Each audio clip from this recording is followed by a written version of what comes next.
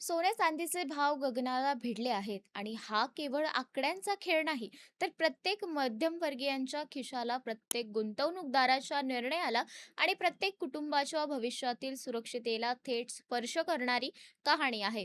प्रतितोळा 1.5 लाखांच्या पुढे गेलेलं सोनं आणि काही 3.25 लाखांच्या आसपास पोहोचलेली चांदी पाहून अनेक लोकांना एकच प्रश्न पडतोय: पुढे काय? हा शेवट आहे की सुरुवात आहे? पाहुयात सविस्तर. त्याआधी संपूर्ण व्हिडिओ पाहण्यासाठी चॅनलला सबस्क्राईब करायला विसरू नका.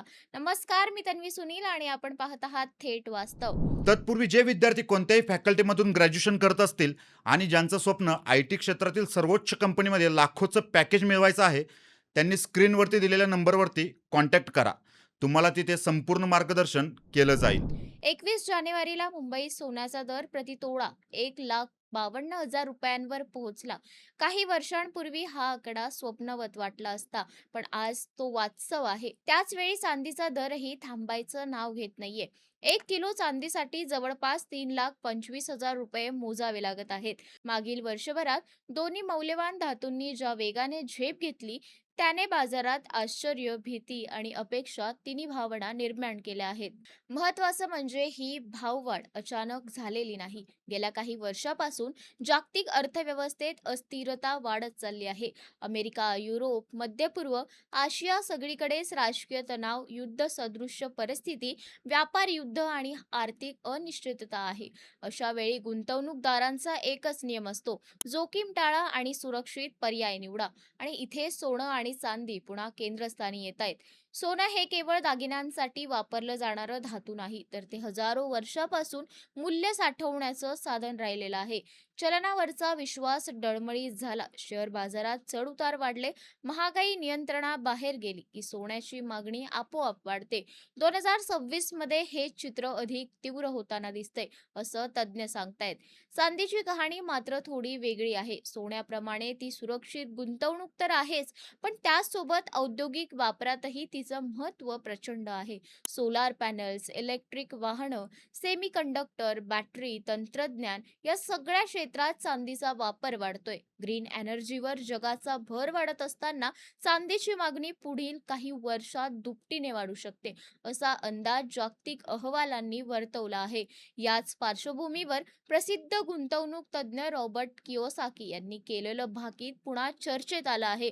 ऑक्टोबरमध्ये त्यांनी म्हटलं होतं की चांदीचे भाव भविष्यात 7 लाखांच्या पार जाऊ शकतात. तेव्हा अनेकांनी हा दावा अतिशयोक्ती वाटून दुर्लक्ष केलं. पण आज जेव्हा चांदी 3.25 लाखांवर पोहोचली आहे, तेव्हा कियोसाकींचा अंदाज खरा ठरणार का, हा प्रश्न गंभीरपणे विचारला जातोय. सोन्याबाबतही असंच काहीसं घडताना दिसतंय. काही वर्षांपूर्वी प्रतितोळा 1 लाखांचा आकडा अशक्य वाटत होता. आज 1.5 लाख ओलांडल्यानंतर तज्ज्ञ म्हणतात की पुढील काळात सोनं 1,75,000 ते 2 लाख रुपयापर्यंत जाऊ शकतं. अर्थात हे सर्व अंदाज आहेत, पण हे हवेतून आलेले नाहीत. त्यामागे ठोस कारणं आहेत. पहिलं आणि सर्वात महत्त्वाचं कारण म्हणजे महागाई. जगभरात महागाईचा दर अपेक्षापेक्षा जास्त काळ टिकून आहे. व्याजदर वाढूनही अनेक देशांना महागाई पूर्णपणे आटोक्यात आणता आलेली नाही. अशा परिस्थितीत चलनाची क्रयशक्ती कमी होते आणि लोक सोन्यासारख्या स्थिर मूल्य असलेल्या पर्यायांकडे वळतात.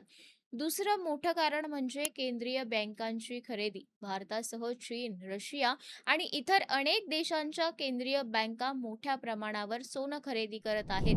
डॉलरवरील अवलंबित्व कमी करणं आणि परकीय चलन साठा सुरक्षित ठेवणं हा यामागचा मुख्य उद्देश आहे. जेव्हा सरकारी पातळीवर सोन्याची मागणी वाढते, तेव्हा त्याचा थेट परिणाम किमतीवर होतो. तिसरं कारण म्हणजे भूराजकीय तणाव, युद्ध, निर्बंध, व्यापारातील अडथळे आणि जागतिक राजकारणातील अनिश्चितता. यामुळे बाजारात भीतीचे वातावरण आहे. इतिहास सांगतो की अशा प्रत्येक काळात सोनं आणि चांदी चमकतात, कारण शेअर बाजार कोसळला तरी सोन्याचं मूल्य पूर्णपणे नष्ट होत नाही. चांदीच्या बाबतीत पुरवठ्याची समस्या देखील एक महत्त्वाचा घटक आहे. खाडीतून मिळणारी चांदी मर्यादित आहे, तर मागणी मात्र वेगाने वाढते. औद्योगिक वापर वाढल्याने बाजारात उपलब्ध चांदी कमी पडण्याची शक्यता तज्ज्ञ व्यक्त करत आहेत.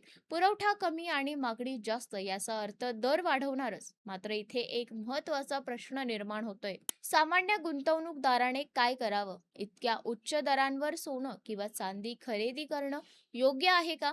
की आता थांबवावं? तज्ज्ञ यावर एकच उत्तर देत नाहीत. काही जण म्हणतात की दीर्घकालीन गुंतवणूकदारांसाठी अजूनही सोनं चांदी योग्य आहेत, तर काही जण सावधगिरीचा सल्ला देत आहेत.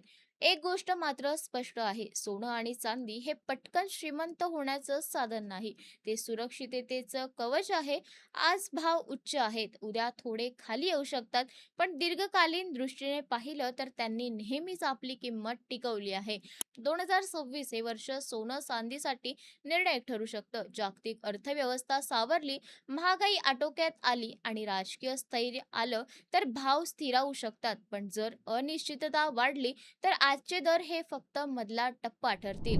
म्हणूनच आता भाव किती वाढतील या प्रश्नाचं ठोस उत्तर कुणाकडेच नाही. पण एक गोष्ट मात्र नक्की, सोनं आणि चांदी पुन्हा एकदा जगाला सांगत आहेत की संकटाच्या काळात खऱ्या मूल्याची ओळख कशाला म्हणतात. आणि म्हणूनच आज गगनाला भिडलेले हे भाव केवळ आकडे नसून ते भविष्यातील आर्थिक वादळाची चाहूल असू शकतात. अशाच वास्तवाची जाणीव करून देणाऱ्या परिपूर्ण व्हिडिओसाठी लाईक, शेअर, सबस्क्राईब करायला विसरू नका. धन्यवाद.